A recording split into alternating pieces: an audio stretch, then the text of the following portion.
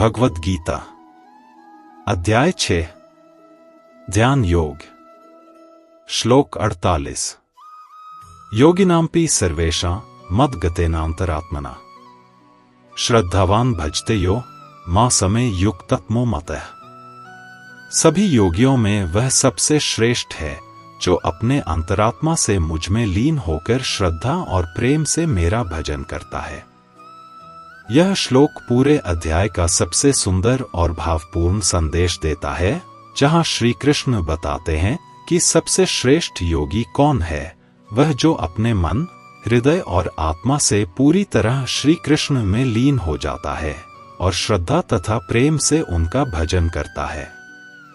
श्री कृष्ण यहाँ यह समझा रहे हैं कि सच्चा योग केवल आंखें बंद करके बैठने या शरीर पर नियंत्रण करने का नाम नहीं है, बल्कि यह तो प्रेम, समर्पण और ईश्वर से जुड़ने की अवस्था है।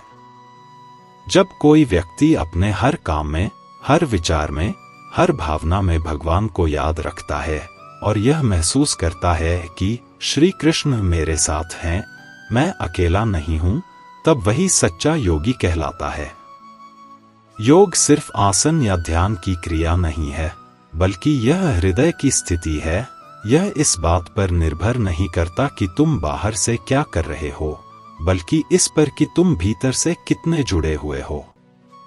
अगर तुम अपने काम करते हुए भी ईश्वर को याद रखते हो, अगर कठिन समय में भी भरोसा बनाए रखते हो, अगर दूसरों के लिए बिना किसी स्वार्थ के कुछ करते हो, तो वही सच्चा योग है।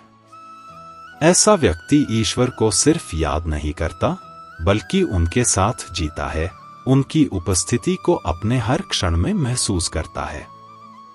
इसलिए श्री कृष्ण कहते हैं कि जो योगी मुझ में समर्पित है, मुझसे प्रेम करता है और मुझ में एकाकार हो जाता है, वही सबसे श्रेष्ठ योगी है।